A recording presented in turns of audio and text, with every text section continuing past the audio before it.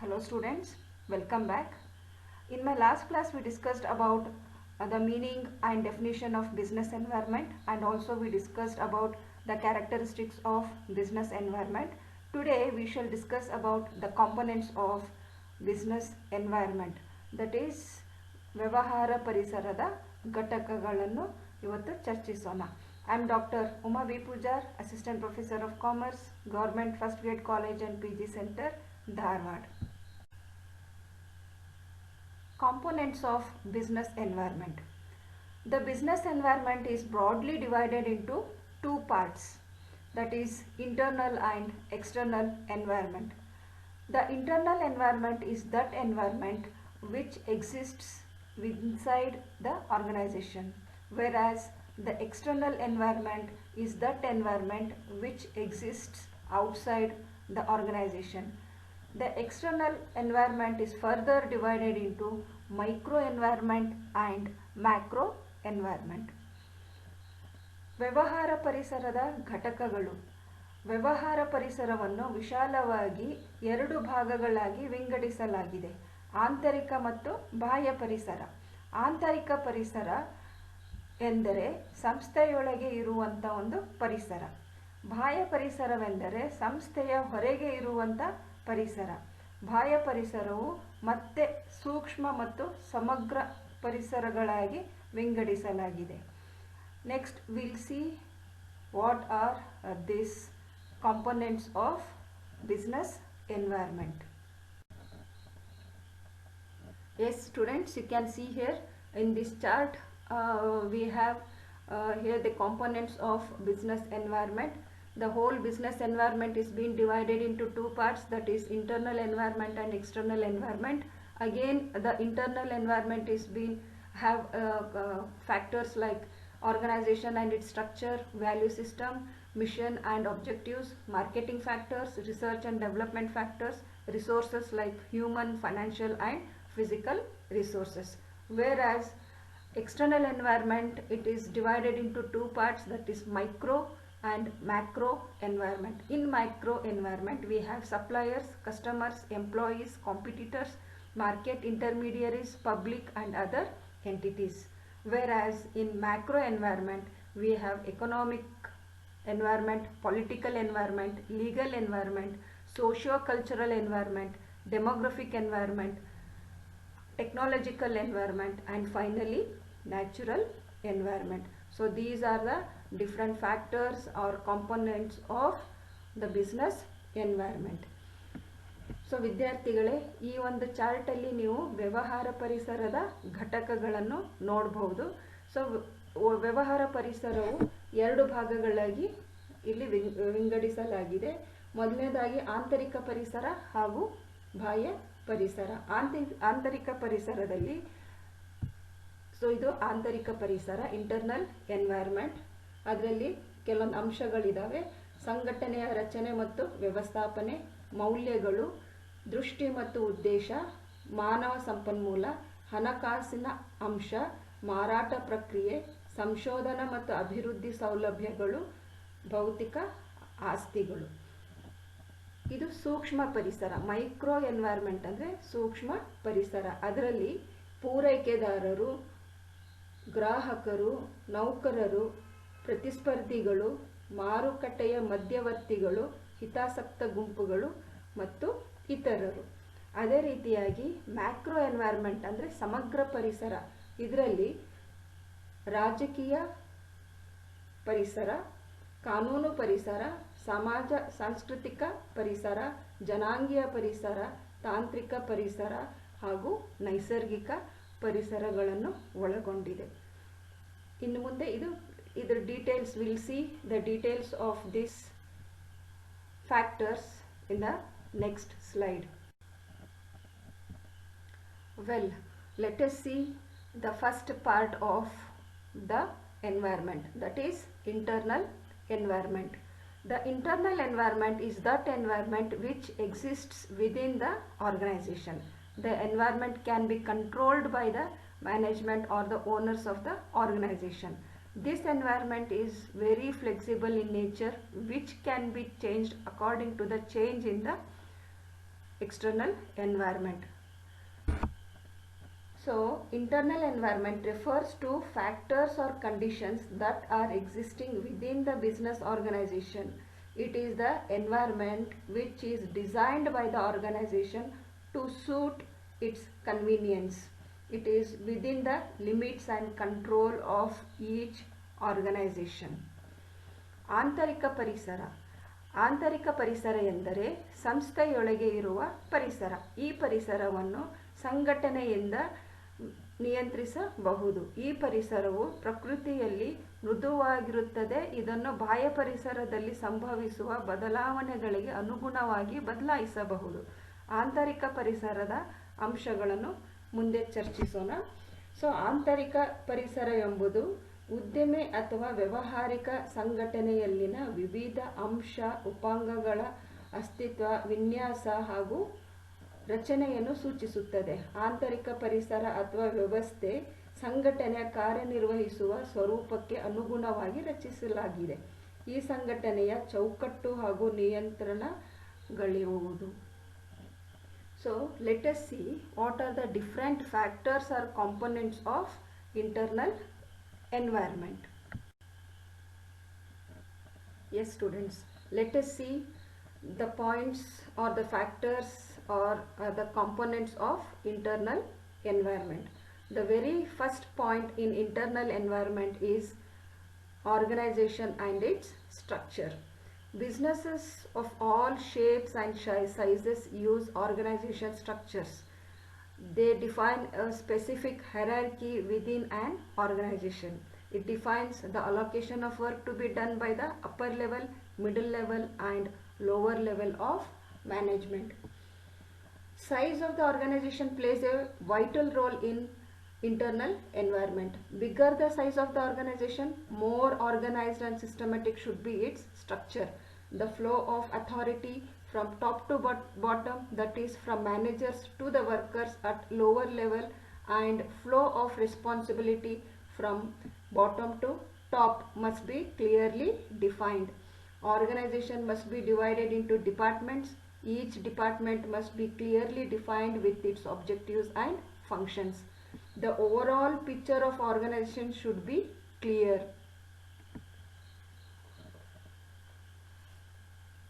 ಸಂಸ್ಥೆ ಮತ್ತು ಅದರ ರಚನೆ. ಆಂತರಿಕ ಪರಿಸರ ಘಟಕಗಳಲ್ಲಿ ಇದು ಮೊದಲನೆಯ ಪಾಯಿಂಟ್. ಸಂಸ್ಥೆ ಮತ್ತು ಅದರ ರಚನೆ. ಎಲ್ಲ ಆಕಾರಗಳು ಮತ್ತು ಗಾತ್ರದ ವ್ಯವಹಾರಗಳು ಸಾಂಸ್ಥಿಕ ರಚನೆಯನ್ನು ಹೆಚ್ಚು ಬಳಸುತ್ತದೆ. ಅವರು ಸಂಸ್ಥೆಯೊಳಗಿನ ನಿರ್ದಿಷ್ಟ ಶ್ರೇಣಿಯನ್ನು ವ್ಯಾಖ್ಯಾನಿಸುತ್ತಾರೆ.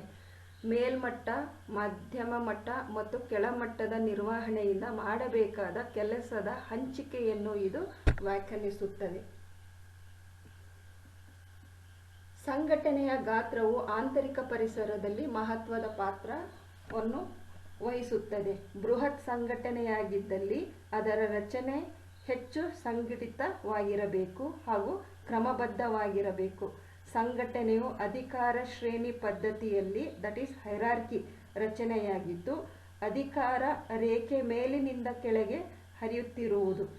ಆದೇಶಗಳ ರವಾನೆ ಶೃಂಗ ತುದಿಯಲ್ಲಿರುವ ಮುಖ್ಯ ಕಾರ್ಯನಿರ್ವಾಹಕನಿಂದ ಆರಂಭವಾಗಿ ಅಧೀನ ಅಧಿಕಾರಿ ವರ್ಗದತ್ತ ಸೂಕ್ತ ಮಾರ್ಗದ ಮೂಲಕ ಸಾಗುವುದು.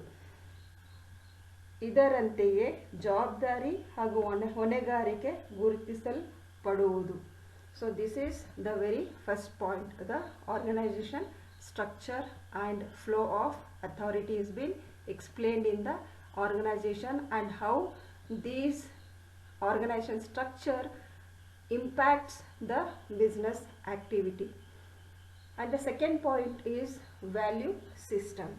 Value system consists of all those components that are a part of regulatory frameworks such as culture, climate, work processes, management practices and norms of the organization. The employees should perform the activities within the purview of this framework.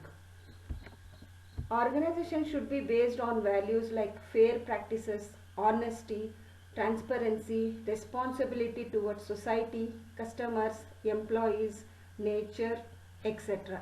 This will increase credibility and goodwill of the organization. And the next point is ಮೌಲ್ಯದ ವ್ಯವಸ್ಥೆ. ಮೌಲ್ಯ ವ್ಯವಸ್ಥೆಯು ಸಂಸ್ಕೃತಿ, ಪರಿಸರ, ಕೆಲಸದ ಪ್ರಕ್ರಿಯೆಗಳು, ನಿರ್ವಹಣಾ ಅಸಭ್ಯಗಳು ಮತ್ತು ಸಂಸ್ಥೆಯ ನಿಯಮಗಳಂತಹ ನಿಯಂತ್ರಕ ಚೌಕಟ್ಟುಗಳ ಒಂದು ಭಾಗವಾಗಿರುವ ಎಲ್ಲ ಅಂಶಗಳನ್ನು ಒಳಗೊಂಡಿದೆ. ಈ ಚೌಕಟ್ಟಿನ ವ್ಯಾಪ್ತಿಯಲ್ಲಿ ನೌಕರರು ಚಟುವಟಿಕೆಗಳನ್ನು ನಿರ್ವಹಿಸಬೇಕು. ಸಂಘಟನೆಯು ಆಧಾರಿತವಾಗಿರಬೇಕು. ಅದು ಜವಾಬ್ದಾರಿಯುತವಾಗಿ ಕಾರ್ಯನಿರ್ವಹಿಸಬೇಕು. ಇದು ಉತ್ತಮ ಸೇವೆ, ಪ್ರಾಮಾಣಿಕತೆ, ಪಾರದರ್ಶಕತೆ ಹೊಂದಿರಬೇಕು.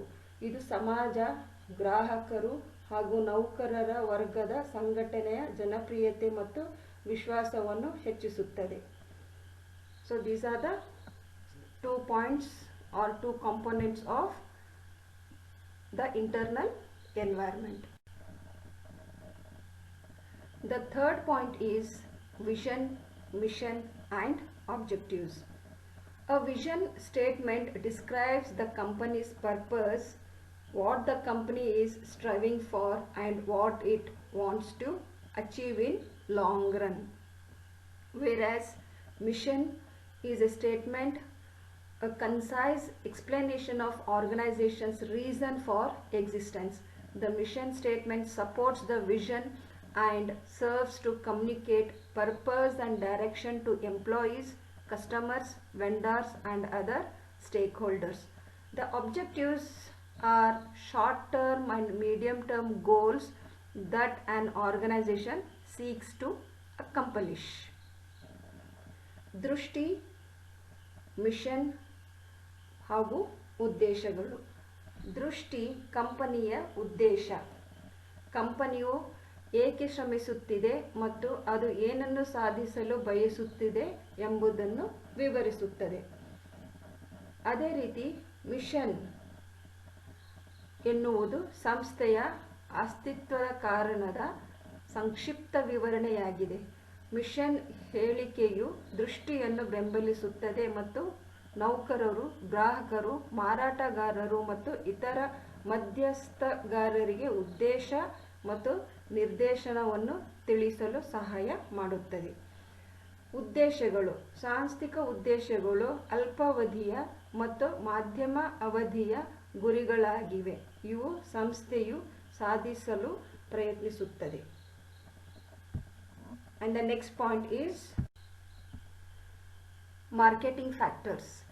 Refers to factors and forces that affect a firm's ability to build and maintain successful customer relationships. Purpose of any business is to satisfy customers by creating goods desired by the people. Profitability of business is also dependent on that. Goods and services must reach the hands of customers, then only customers' wants are satisfied and firms' profits are realized. Business must have effective marketing strategies to develop goods desired by the people and deliver those goods through intermediaries and distribution channel. Marketing ಅಂಶಗಳು. ಮಾರುಕಟ್ಟೆ ಅಂಶಗಳು. Marketing ಅಂಶಗಳ ಯಶಸ್ವಿ ಗ್ರಾಹಕ ಸಂಬಂಧಗಳನ್ನು ನಿರ್ವಹಿಸುವ ಸಂಸ್ಥೆಯ ಸಾಮರ್ಥ್ಯದ ಮೇಲೆ ಪರಿಣಾಮ ಬೀರುವ ಅಂಶಗಳು ಮತ್ತು ಶಕ್ತಿಗಳನ್ನು ಸೂಚಿಸುತ್ತದೆ.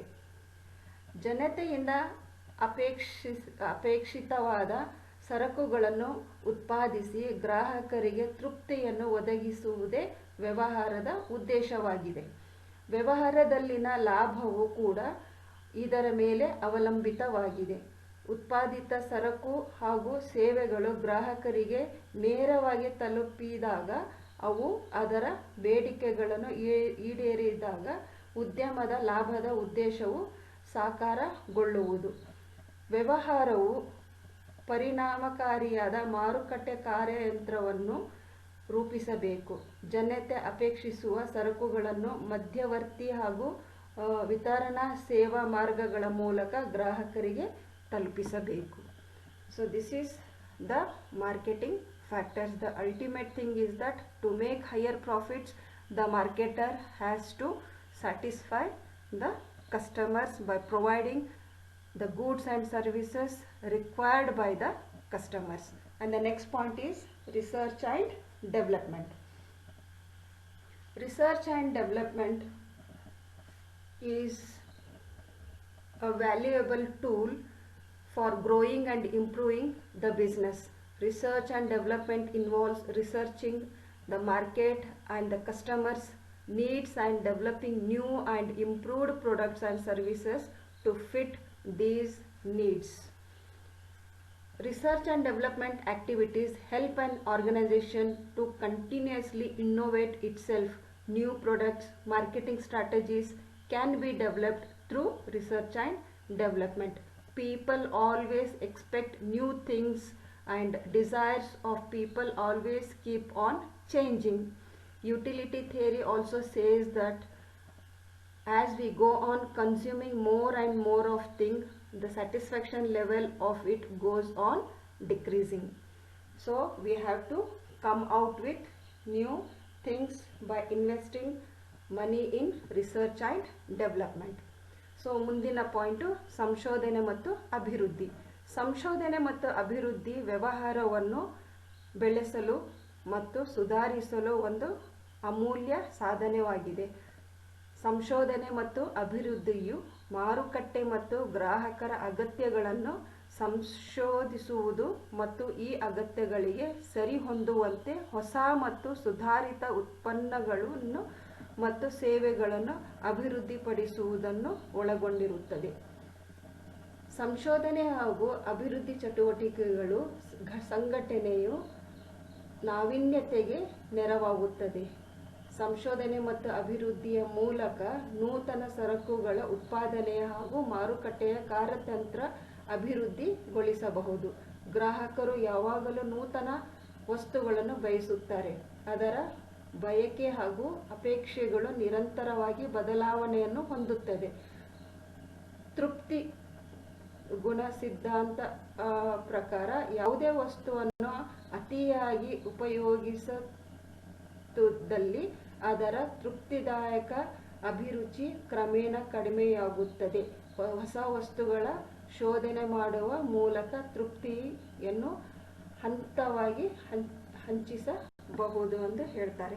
ಸೊ ಇಲ್ಲಿ ಹೊಸ ಪ್ರಾಡಕ್ಟ್ಸನ್ನು ಎಕ್ಸ್ಪೆಕ್ಟ್ ಮಾಡುವಂಥ ಕಸ್ಟಮರ್ಸಿಗೆ ನಾವು ಸ್ಯಾಟಿಸ್ಫೈ ಮಾಡಬೇಕಾದ್ರೆ we have to invest lot of money in ಸಂಶೋಧನಾ ಆ್ಯಂಡ್ ಅಭಿವೃದ್ಧಿ. ಸಂಶೋಧನೆ ಮತ್ತು ಅಭಿವೃದ್ಧಿಯಲ್ಲಿ ನೀವು ಸಾಕಷ್ಟು ಕಾರ್ಯವನ್ನು ಮಾಡಬೇಕಾಗುತ್ತೆ. ಹೊಸ ಸರಕು ಮತ್ತು ಸೇವೆಗಳೊಂದಿಗೆ ಬರಬೇಕಾಗುತ್ತೆ. So the ultimate thing is that you have to satisfy the customer.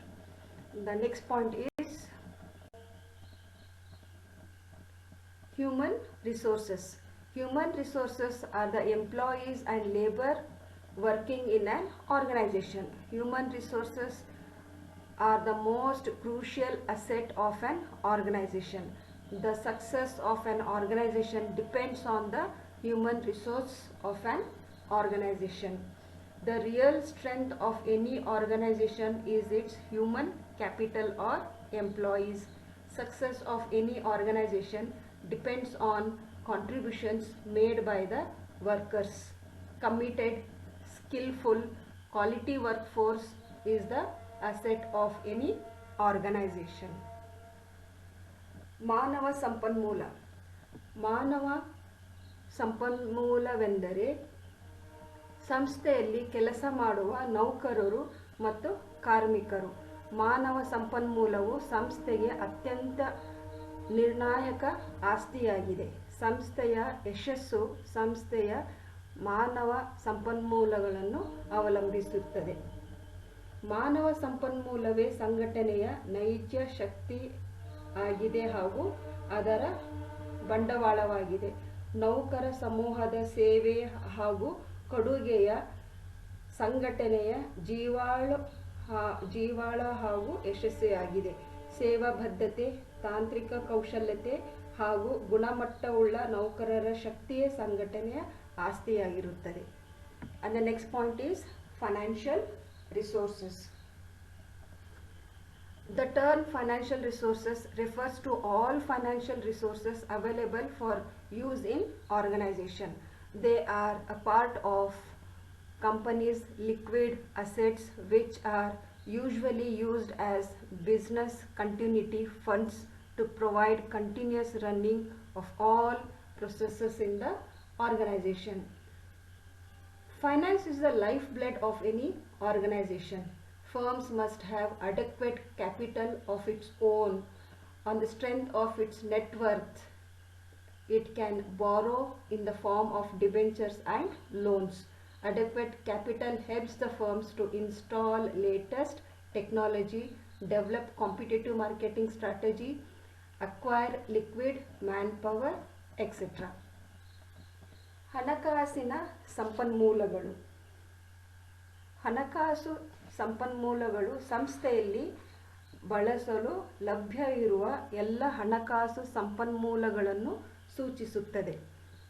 ಅವು ಕಂಪನಿಯ ದ್ರವತ್ವಗಳ ಒಂದು ಭಾಗವಾಗಿದ್ದು ಅದನ್ನು ಸಾಮಾನ್ಯವಾಗಿ ವ್ಯವಹಾರ ನಿರಂತರ ನಿಧಿಗಳಾಗಿ ಬಳಸಲಾಗುತ್ತದೆ. ಸಂಸ್ಥೆಯಲ್ಲಿನ ಎಲ್ಲ ಪ್ರಕ್ರಿಯೆಗಳ ನಿರಂತರ ಚಾಲನೆಯನ್ನು ಒದಗಿಸುತ್ತದೆ. ಹಣಕಾಸು ಪ್ರತಿಯೊಂದು ವ್ಯಾವಹಾರಿಕ ಸಂಸ್ಥೆಗೆ ಜೀವನಾಡಿಯಾಗಿದೆ. ಪ್ರತಿಯೊಂದು ಉದ್ಯಮ ತನ್ನದೇ ಆದ ಸ್ವಂತ ಹಾಗೂ ಸಾಕಷ್ಟು ಪ್ರಮಾಣದ ಬಂಡವಾಳ ಹೊಂದಿರುವುದು ಅವಶ್ಯಕವಾಗಿದೆ. ನಿವ್ವಳ ಬಂಡವಾಳ ಶಕ್ತಿಯಿಂದ ಷೇರು, ಡಿಬೆಂಚರು ಹಾಗೂ ಸಾಲದ ರೂಪದಲ್ಲಿ ಬಂಡವಾಳ ವೃದ್ಧಿಸಿಕೊಳ್ಳಬೇಕು. ಸಾಕಷ್ಟು ಪ್ರಮಾಣದ ಬಂಡವಾಳವಿದ್ದಲ್ಲಿ ವ್ಯಾವಹಾರಿಕ ಸಂಘಟನೆ ಆಧುನಿಕ ತಂತ್ರಜ್ಞಾನವನ್ನು ಅಳವಡಿಸಿಕೊಳ್ಳಬಹುದು. ಸ್ಪರ್ಧಾತ್ಮಕ ಮಾರುಕಟ್ಟೆ ಕೌಶಲ್ಯತೆಯನ್ನು ರೂಪಿಸಬಹುದು ಮತ್ತು ಕೌಶಲ್ಯತೆ ಹೊಂದಿರುವ ಮಾನವ ಶಕ್ತಿಯನ್ನು ನೇಮಿಸಿಕೊಳ್ಳಬಹುದು. And next we'll move on to next point. The last point in the components of internal environment is physical resources. Physical resources means the machinery, tools and all other tangible assets of an organization.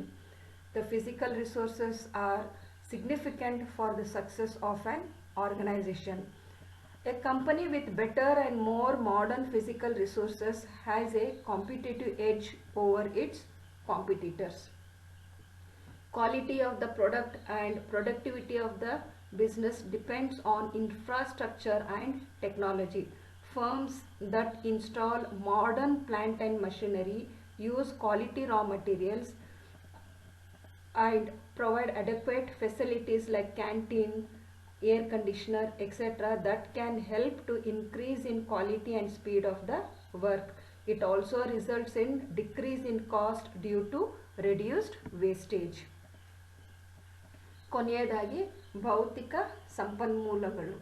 ಭೌತಿಕ ಸಂಪನ್ಮೂಲಗಳು ಎಂದರೆ ಯಂತ್ರೋಪಕರಣಗಳು, ಪರಿಕರಗಳು ಮತ್ತು ಸಂಸ್ಥೆಯ ಎಲ್ಲ ಸ್ಪಷ್ಟವಾದ ಸ್ವತ್ತುಗಳು. ಸಂಸ್ಥೆಯ ಯಶಸ್ಸಿಗೆ ಭೌತಿಕ ಸಂಪನ್ಮೂಲಗಳು ಗಮನಾರ್ಹವಾಗಿವೆ. ಉತ್ತಮ ಮತ್ತು ಹೆಚ್ಚು ಆಧುನಿಕ ಭೌತಿಕ ಸಂಪನ್ಮೂಲಗಳನ್ನು ಹೊಂದಿರುವ ಕಂಪನಿಯು ತನ್ನ ಪ್ರತಿಸ್ಪರ್ಧಿಗಳೊಂದಿಗೆ ಸ್ಪರ್ಧಿಸುತ್ತದೆ. ವಸ್ತುವಿನ ಗುಣಮಟ್ಟ ಮತ್ತು ವ್ಯವಹಾರದ ಉತ್ಪಾದತೆಯ ಮೂಲಭೂತ ಸೌಕರ್ಯ ಹಾಗೂ ತಂತ್ರಜ್ಞಾನದ ಮೇಲೆ ಅವಲಂಬಿತವಾಗಿದೆ. ಆಧುನಿಕ ಸ್ಥಾವರ ಮತ್ತು ಯಂತ್ರಗಳನ್ನು ಅಳವಡಿಸಿದ ಉದ್ಯಮಗಳು ಗುಣಮಟ್ಟದಲ್ಲಿ ಕಚ್ಚಾ ವಸ್ತುಗಳನ್ನು ಬಳಸುತ್ತವೆ. ಉತ್ತಮವಾದ ಸೇವೆ ಅವಧಿ ಹಾಗೂ ಯಥೋಚಿತ ಸೌಲಭ್ಯಗಳನ್ನು ಕಾರ್ಮಿಕ ವರ್ಗಕ್ಕೆ ಒದಗಿಸುತ್ತದೆ. ಉದಾಹರಣೆ, ಸೇವೆಗಾಗಿ ಉತ್ತಮ ಪರಿಸರ, ಕ್ಯಾಂಟೀನ್ ಮತ್ತು ಸಾರಿಗೆ ಸೌಲಭ್ಯ, ಬೆಳಕು ಮತ್ತು ಹವಾಮಾನ ಯಂತ್ರದ ವ್ಯವಸ್ಥೆ ಇತ್ಯಾದಿ. ಇದರಿಂದ ವಸ್ತುವಿನ ಗುಣಮಟ್ಟ ಹೆಚ್ಚುವುದು ಹಾಗೂ ತ್ವರಿತಗತಿಯಲ್ಲಿ ಉತ್ಪಾದನೆಯಾಗಬಹುದು ಮತ್ತು ಉತ್ಪಾದನಾ ವೆಚ್ಚದಲ್ಲಿ ಕಡಿತವಾಗಬಹುದು. So these are the different factors or components of internal environment. In my next class, I will be teaching the micro factors, the component of micro environment. ನನ್ನ ಮುಂದಿನ ವಿಡಿಯೋದಲ್ಲಿ ಸೂಕ್ಷ್ಮ ಪರಿಸರದ ಘಟಕಗಳನ್ನು ಚರ್ಚಿಸೋಣ. So until then, have a nice time. Bye bye.